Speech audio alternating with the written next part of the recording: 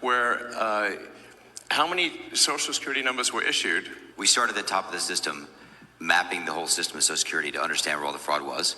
And there's a lot of great people there that showed us really a lot of waste. And so that came up with a big list of stuff that we're working on. You've heard some of that already, but this is what jumped out at us.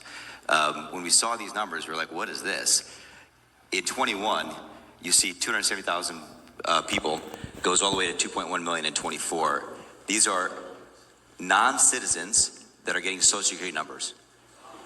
Yeah, this is a mind-blowing chart. Yeah, this literally blew us away. Like, we went there to find fraud, and we found this by accident. And this isn't political, by the way. My parents are immigrants.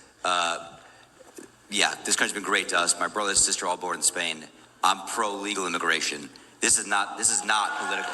This is not political. This is about America and the future of America. And there are a lot of good people in the system that pointed us in this direction. I want to honor them right now, that work in the government today, who took risks to show us these numbers and tell us what's going on. Yeah. So I want to stop for a minute. I want to honor those people today. Very good people. Very good people. I have been from D.C. to Social Security offices to the border to track this down, and very good people have helped us along the way. I want to thank them.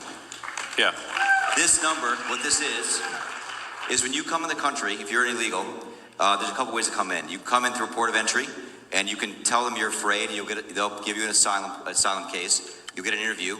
Then you get in. That's one way to do it. Another way to do it is to just go to the border. Literally, this happened. I talked to Border Patrol myself. Elon was there too. I went to Laredo, and I went to Bronzeville. Elon went to Eagle Pass. You walk up to a Border Patrol officer, and you tell them you want to come in. They have a couple of choices. They could charge you with a misdemeanor or a felony under 1325, or they can make it an administrative offense, like a parking ticket, basically. They were told to do that, make it an administrative offense under the last administration. And then you go walk across the border. They do what's called a release from your own recognizance, and they give you an NTA, a notice to appear, which to appear at a judge. The wait times on judges are like average 6 years. Look at Grok, you'll see it on immigration judges. There's only 700 of them. This is 5.5 million people. Okay, so what happens then? Once you're in the country and you got asylum through one of these pathways, and we map the whole thing out, you can apply for a work document. You file a 765, it's the work form. You get this form called the 766, that's the authorization, and then Social Security Administration automatically sends you in the mail your Social Security number. No interview. No ID. This is worth, just reiterating. It's not, people sometimes think that under the Biden administration that he was simply asleep at the switch. He wasn't asleep. No. They weren't asleep at the switch.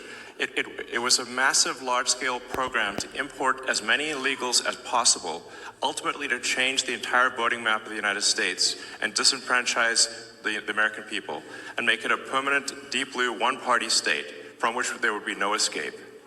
Look, if I hadn't seen this myself, I'm not sure I'd have believed it. I went through it myself and mapped it, and Elon is right.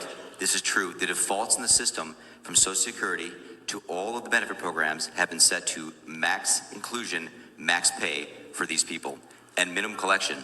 That's what's happening. We found 1.3 million of them already on Medicaid, as an example. We've gone through, on every benefit program we went through, we found groups from this particular group of people, this 5.5 million people, in those benefit programs. And then what was really, really disturbing us was why. We're asking ourselves why. Right. And so we actually just took a sample and looked at voter registration records. And we found people here registered to vote in this population, yes. And who did vote. And we found some by sampling that actually did vote. And we have referred them to prosecution at the Homeland Security Investigation Service. Yeah. Already, that has already happened.